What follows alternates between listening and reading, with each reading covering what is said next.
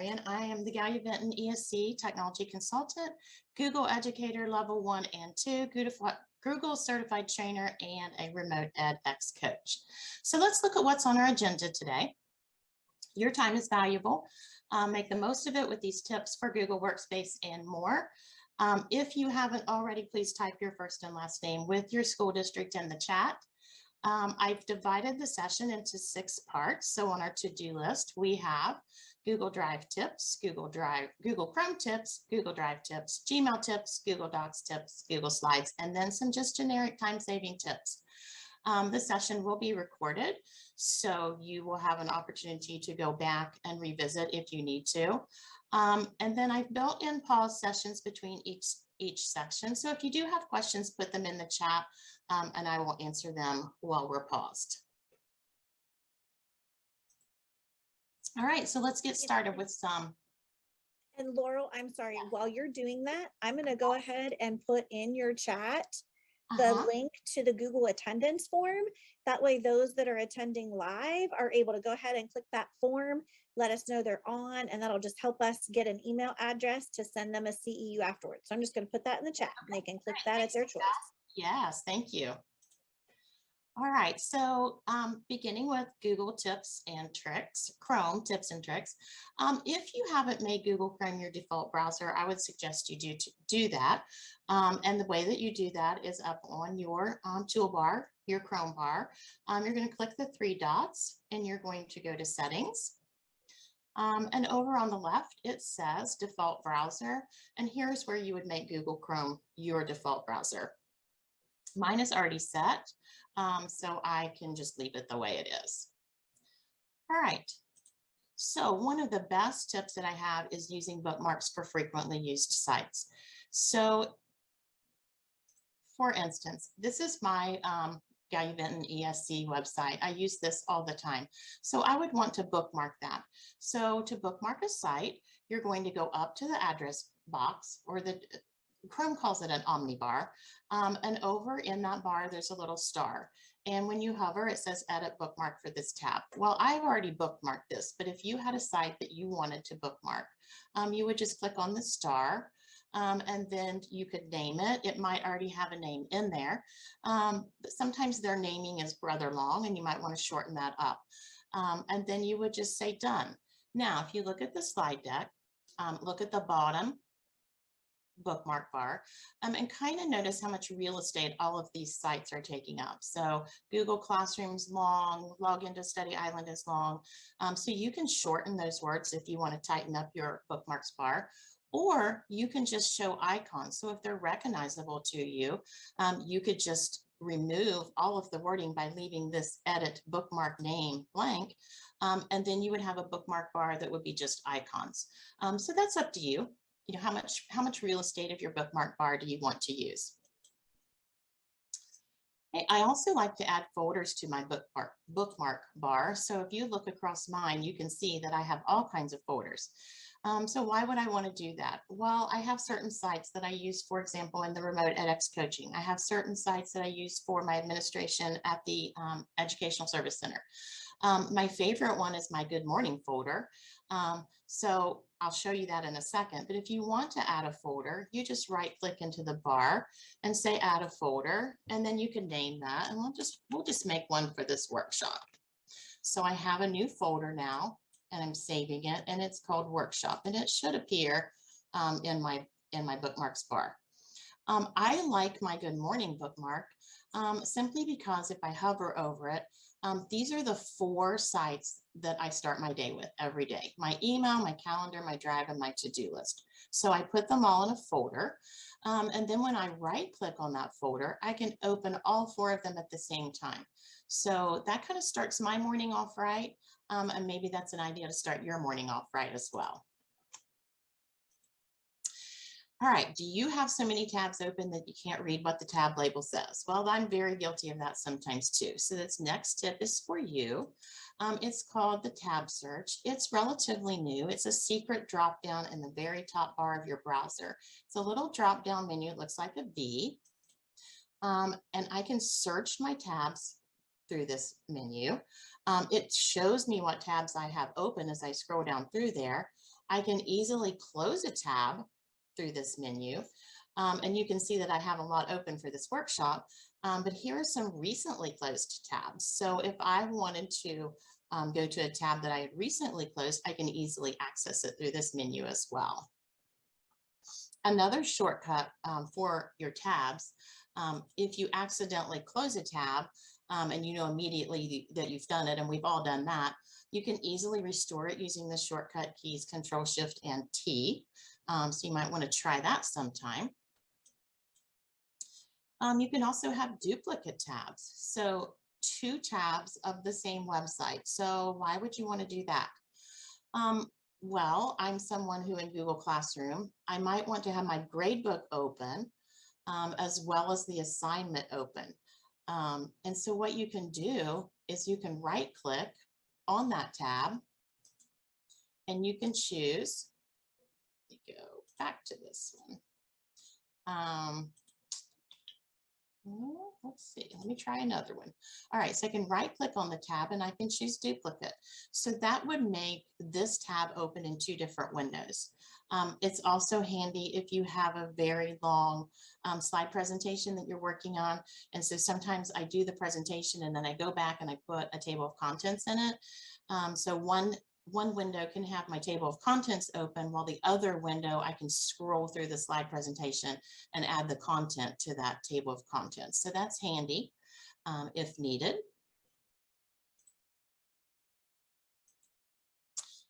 Using incognito mode. This is a mode in Windows that it's a clean window. It's not automatically logged into anything, and it doesn't save your history or cookies. So the way to get an incognito log window is to hit Control Shift N on your keyboard. You can see that it's got a completely different look to it. It tells you that you're incognito.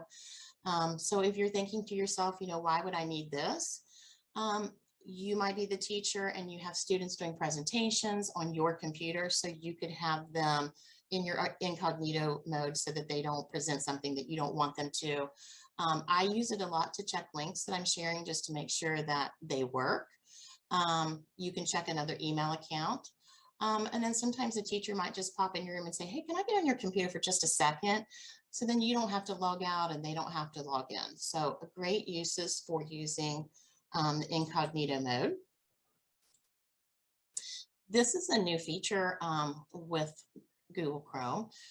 In the past, if you had students using a website and you wanted to direct them to a particular part of the website, you would have to write directions, like go to this website, scroll down to paragraph 2 and read sentence 2.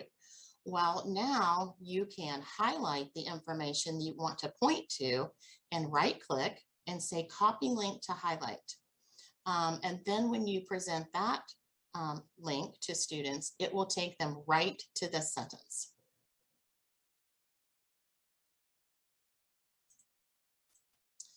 Zooming in and out shortcuts, I use these a lot. I teach my students these. On your keyboard, the shortcuts are Control and plus sign, and that will zoom to make your website larger. Control minus makes it zoom out. And if you hit Control and the 0, it will just reset it back to the 100% view. All right, here's some search tips to make your searching go a little bit quicker. So if you're using Google Chrome and you may want to search, let's do a snowman today, since we've had a lot of snow, and I know I want it to be an image. You've got an extra set of tools over here on the right, and when you click on those tools, it allows you to filter. So you can filter by size, by color, by type. So maybe I know that I want a clip art snowman, so that eliminates things that aren't clip art, snowmen that aren't clip art, saving me time. And usage rights, I may need to only look for Creative Commons licenses. So use those searching tools. Another search that I like to do is apples, just because I like to search by color. So when I search for apples, I get all of these red apples. But if I go to the tools and I click color, I can say, oh, maybe I just wanted green apples. So that's a great way to use some of those filtering tools to save yourself some time. You can also do a backwards search by using the camera in the address bar. So maybe you have an image that you are going to use, but you can't remember where you got it and you need to cite your source. So you can click on the camera, and I have a snowy owl on my desktop that I wanted to use. So you can upload that and find that a little easier. And then you can also use the voice search. So when I click on the microphone and then find images with snowflakes. So images of snow. Okay. Oops, well, she's talking back to me. I messed up just a little bit. I should have said, let me just try this again because I want you to see that it goes straight there. Search images for snowflakes. Well, it just tricked me. So every time I do this, it usually goes straight to images.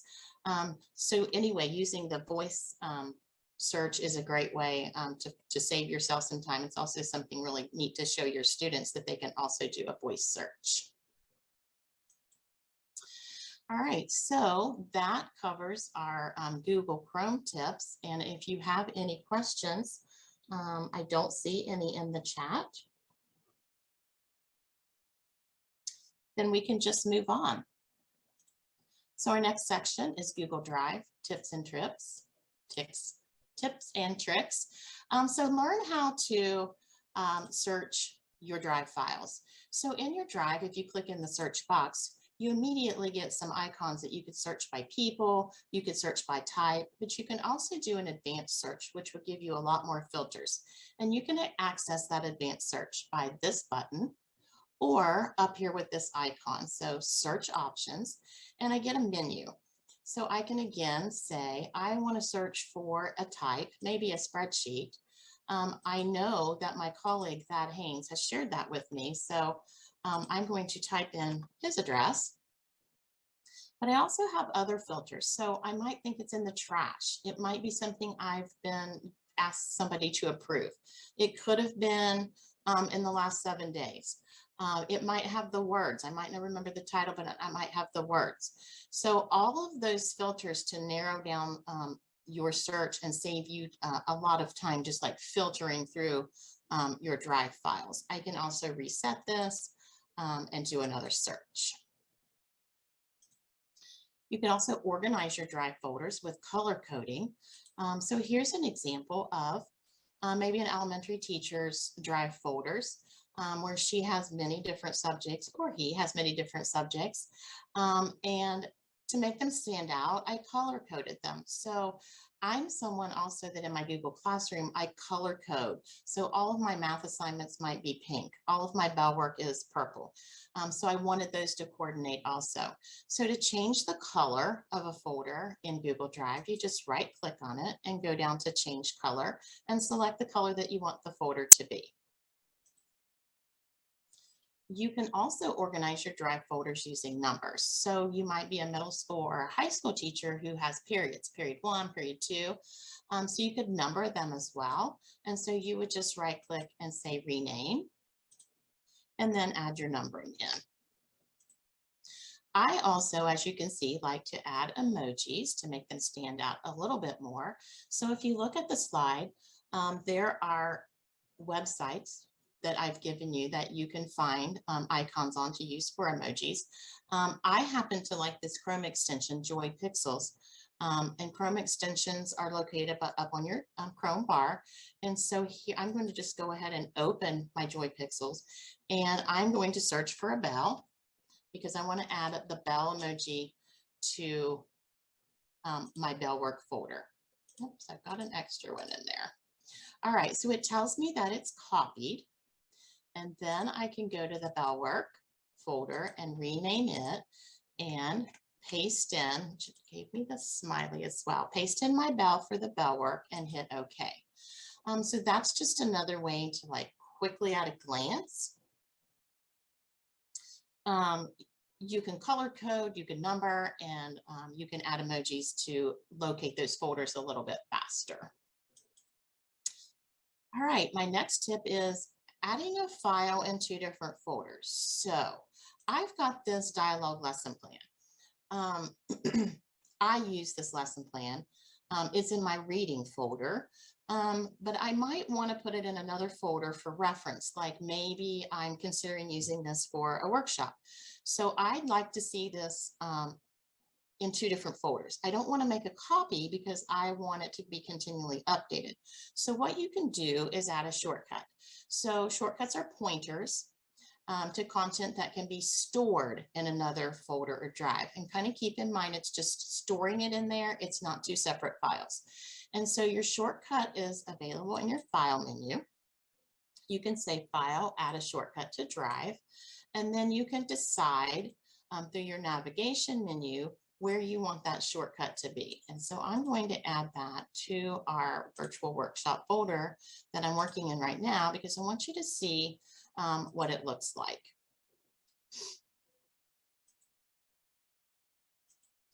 So this would be the dialogue lesson plan. That's the original.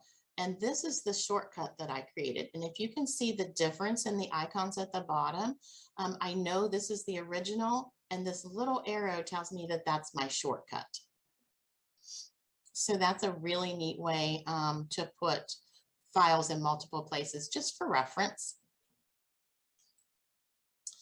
All right, this is something that bothers me in my drive, and so I wanted to share this with you. So you've got this area, which I may have already. Let's see. When I was practicing, I accidentally turned it off. So let me go. Oh, I've got that thing show.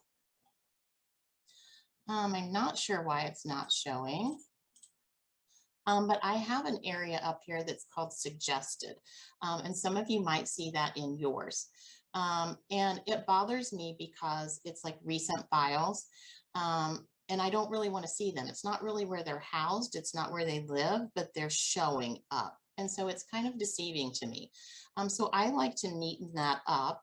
I'm not sure why mine aren't showing, but to do that, you go into your settings here and you scroll to suggestions, and you would uncheck show suggested files.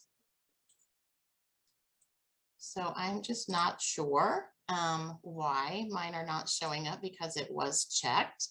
But while we're in the settings, I want to show you one more thing that I recommend that you do, and it's called convert uploads. So when you upload files to your Google Drive, unless you have this checked, when you go to open those uploaded files, it gives you an extra little question, like, what do you want to open this with? Or do you want to open this with Google Docs? If you go into your settings and you make this check mark visible, then when you convert, it's automatically going to convert to the Google Docs edit format, and it saves you 2 or 3 steps when you're opening those documents. All right, while we're talking about sharing files, a lot of people are confused about your shared with me. So if you look at your shared with me drive, it's just kind of a mismatch of all kinds of files that people have shared. They're not organized alphabetically, they're organized chronologically. So earlier this week, these were shared with me, and then I had last week. And this is a confusing part of Google Drive. It's not a folder, actually, it's more of a filter, and you can't organize in your shared with me, and it's not a really good place to store your files. So a lot of times what I do is, some solutions is you can make a copy for yourself and put it in your drive. However, remember, if you make a copy for yourself, you're no longer receiving updates that somebody who shared that document with you would be making. You can also create a shortcut, which I just showed you on slide 24, into a folder that would make sense to you. So sometimes take a look at your shared with me and see if you can kind of clean that up and get some of those things out of there to make that a little bit easier for yourself. And this is another tip that I like to give people. It's called force a copy of a document. So I'll go back to my dialogue lesson plan. you may have a teacher say, hey, will you share that with me? I'd like to use that. And you say, sure. Would you make a copy of it before, and don't edit on mine? And then they don't. So then you're seeing somebody else has made edits on your file. So one of the things that you can do is when you're sharing this document and you go to get the link, if you go and scroll all the way to the end of that link and look for the word edit. So right here's the word edit. And you're going to replace that word edit with the word copy. And so if you look at the slide, here is a link that I copied, and I found the word edit in yellow, and then I replaced it with the word copy. So now when I share this file with a colleague, this is what they're going to see. The file won't automatically open. They'll get a message that says you have to make a copy if you want this. So that kind of allows you to share without that fear of somebody, messing with your document. All right, so I did see a question in the chat.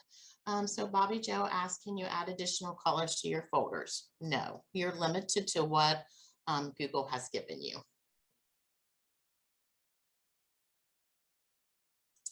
All right, moving on to Gmail tips and tricks. The first one I like to use is, let me just get rid of this, is snooze an email. So if I'm looking at my email and I have this email from Eric Kurtz, and Eric Kurtz is somebody who I follow on social media, signed up for his newsletters. He's a great ed tech guy. And I want to make sure that I address this message from Eric Kurtz, but I don't have time right now. You can snooze the email. So over on the right, there's a little clock icon. So you can hit snooze. And I have options for snoozing later today, tomorrow, next week, or I can pick a date and time from the calendar picker. So it will then alert me that I snoozed this email. You also have an email search that can help you narrow down finding your conversations.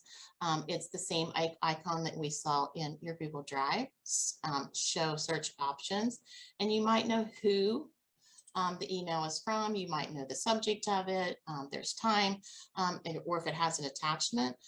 So save yourself some time in searching through your emails by using that advanced search.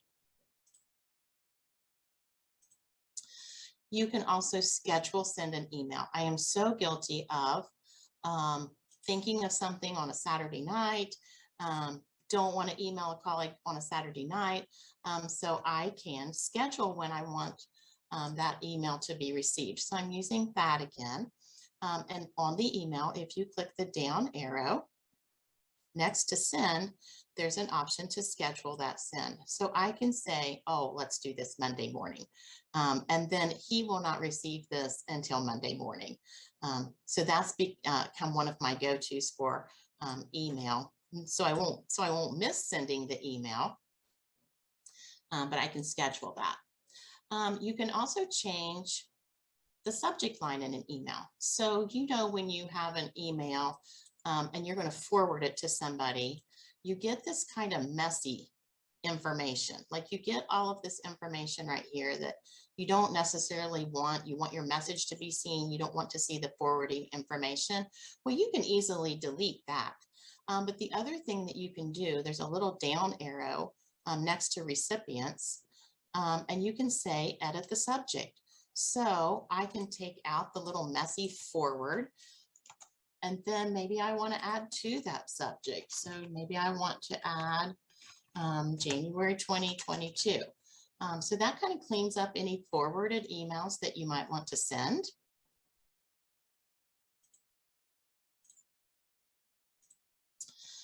This is a neat little trick too, to eliminate that reply all. So we've all sent messages to a group, and somebody always says thank you or thanks for the information. Well, it's annoying sometimes, and it might not be just annoying to you, the sender, but it might be more annoying to everybody else because now you're getting all of these emails for that same message. So here is a trick that I use quite frequently.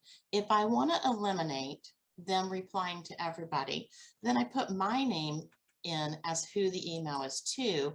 and then I blind carbon copy everyone else. So these people that I am sending this email to, the only option they'll get to reply is to me. So that's a good way to eliminate some of those annoying reply alls. I am also somebody, I know that we've all done this, that you send an email and then you're like, oh, I forgot something, or oh, that's to the wrong person. And you have an undo send that you can use, but the default for that cancellation period is 5 seconds. So I like to go in my settings and change that cancellation period. And it's the fourth option down, and it's called undo send. And you can see that you can give yourself a little bit more time so that you don't have to be as quick when you are undoing messages that you really weren't ready to send. So mine is set for 10, and I feel like that's a pretty good amount of time for me. And while we're in the settings, this is a question I get asked quite a bit, adding your photo to Gmail. So it's in the settings also. It's kind of near the bottom. So it's under my picture, and this is where you can add your picture to your Gmail. But what I also want to tell you, if you add it to your mail, then it follows you across all of Google tools. Another good tip is to create an email label. So if you have groups of people that you email quite frequently, and then you separately enter everybody's names you can do what's called creating a label. I refer to it a list. Google's term is a label. And so what you do is you go to your apps grid and you pull up your contacts. And so in your contacts, it's kind of backwards to me. The first thing you do is have to create a label or a list name. So over on the left, you go to create label. We'll just name this one workshop.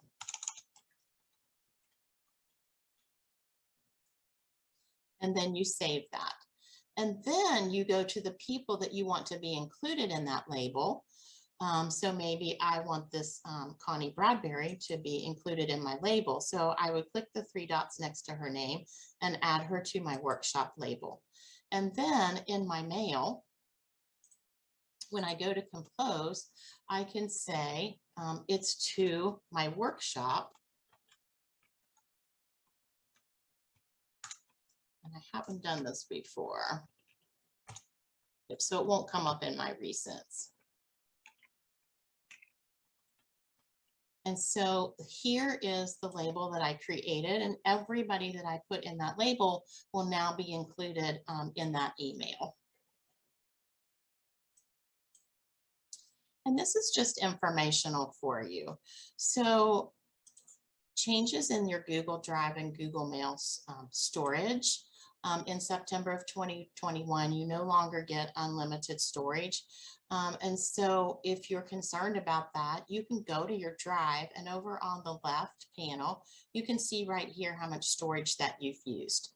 And if you want to start, if you think you're getting close to what your limit is, you can start then filtering through some of your drive documents, getting rid of large ones. You can also go to your email and use your search and search for emails that have attachments, because those are the kinds of emails that take up a lot of room. And so if they aren't emails that you need anymore, you could delete those and come up with more room in your drive. All right, here's our pause for questions. I don't see any more questions. I do have somebody who wants in, so we'll let them in. All right, so let's move on then to Google Docs, tips and tricks. So I have a document that we're going to look at. This is new, present to meet. So up in your document, it would be docs, sheets, and slides. You can now present to a meet directly from one of those files. So that saves you having to share your screen and moving files over. So you can hit present to meeting. And you can see that I could present this from within this document. So that is something that you could start using right away. This is new, also great for labeling. We now have an option to place images in front of or behind text. So I can place this behind my text. So now I can easily label images. The Google Docs checklist is a great new tool, a lot of time saving. You can create interactive and collaborative checklists. So up on my menu bar, I'm going to choose the checklist. Automatically creates checkboxes. So if I start typing, hitting enter, it gives me another one. I guess I'm in center, so that's why that's not lining up. So let's correct that. There we go. Add images and write the conclusion. So this would be great for collaborating with within student groups or student teams, teacher to teacher. We use this at RESC all the time for group projects. Whenever one of these items is completed and you check it, it strikes through. And because you've shared this document, all of you can work on the same checklist. You can also now embed workspace products by typing the @ sign. So whenever I type the @ sign, I now get other documents, or I can tag people. I've got elements that I can put in just by typing the @ sign. So saving yourself a little bit of time there. You can also now embed map chips. So over on the right, there's a little map icon, and if I click on that, and then I can search for a map, and I'm just going to use Rio Grande, Ohio, because that's where my ESC is located. And so I can find this map, and I can do all of the normal map features within this, and I can see places, and I can get directions. But what I really want to do is come down here to the bottom and copy this link. And when I paste that into my document, and then I click on that, it gives me an opportunity to say, do I want to replace this URL with a chip or a link? And I'm just going to say link for today. And then what happens is when you click on it, you get a preview of the map. So a great way to put in some elements that somebody might have to go to another site to get. Also now within documents, you can email your collaborators straight from the document, so you don't have to go to mail to do that. So you're going to go to File, Email, email the collaborators. You can see that it automatically puts in who I've shared the document with. It appends the subject, which is the title of the file, and then I can add a message. So this would be a great place to say, you know, hey, let's get together and work on this today.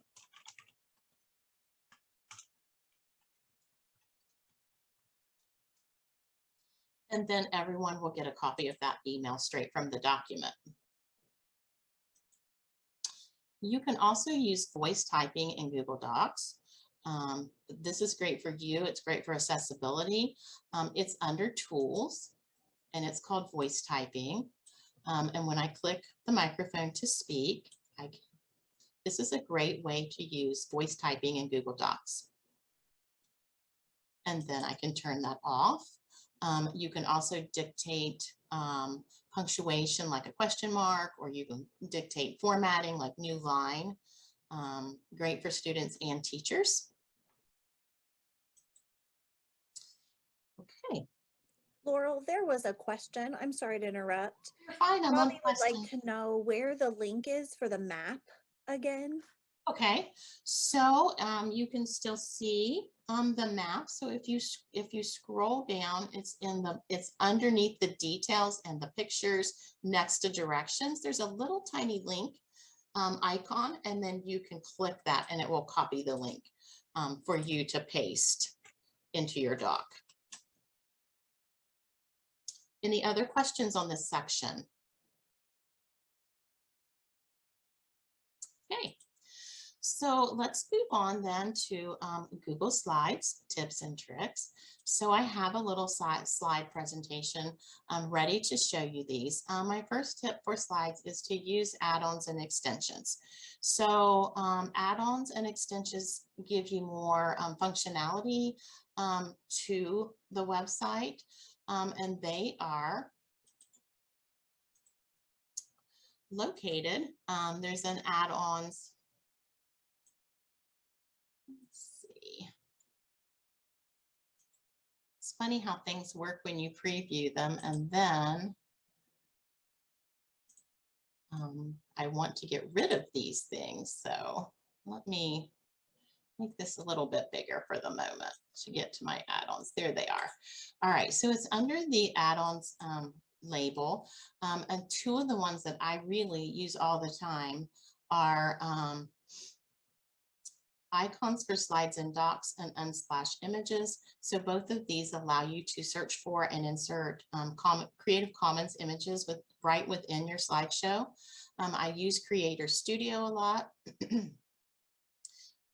Creator Studio allows you to take your slides and create a mini GIF. So you might have tutorials that you want to turn into a little GIF that you want to put on a slideshow or just insert into your Google Classroom.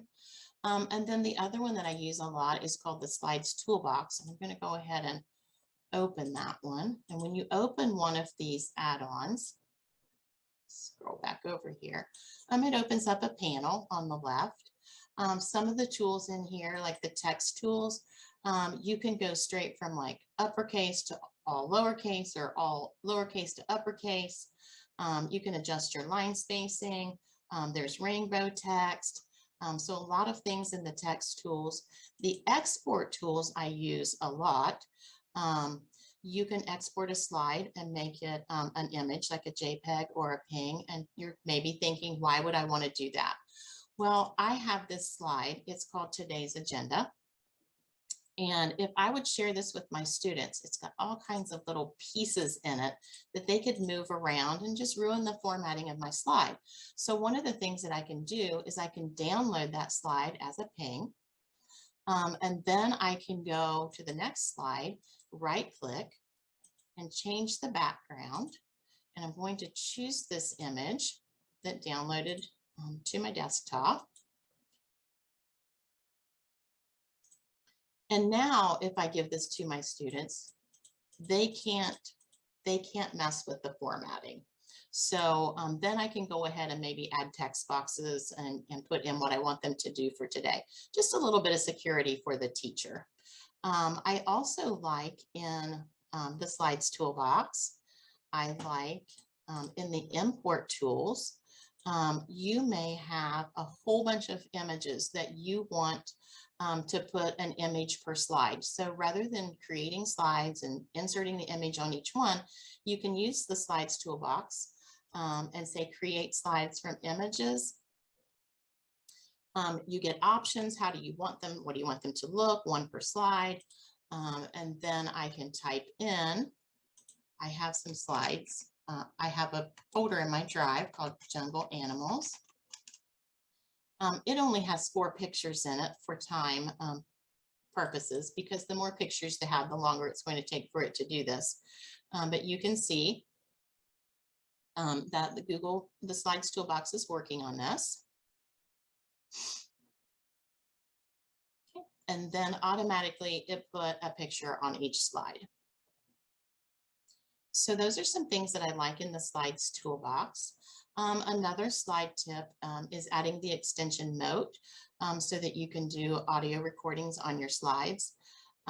If I click on my Note extension, it gives me the opportunity to start recording, and then it will put the recording right in your slide, and so your students can play that. I'm using Note. It's this easy. Add the extension, click on it, and start recording. When I'm finished, it creates. So that's Slides Toolbox and Note. And also wanted to show you that you have the same button to present to Meet right within your Google Slides. So I could go straight from here to the Meet. And my last tip for slides is not a time saver, but it's more of a space saver. So a lot of us have tiny little screens that we're working on. You now have the option to hide this film strip right here. So that's under view, and you can uncheck show film strip, gives you a little bit more space to work, and then you can go and put the film strip back if you'd like. All right, any questions with the slides? Okay, I don't see any, so let's go to our last section.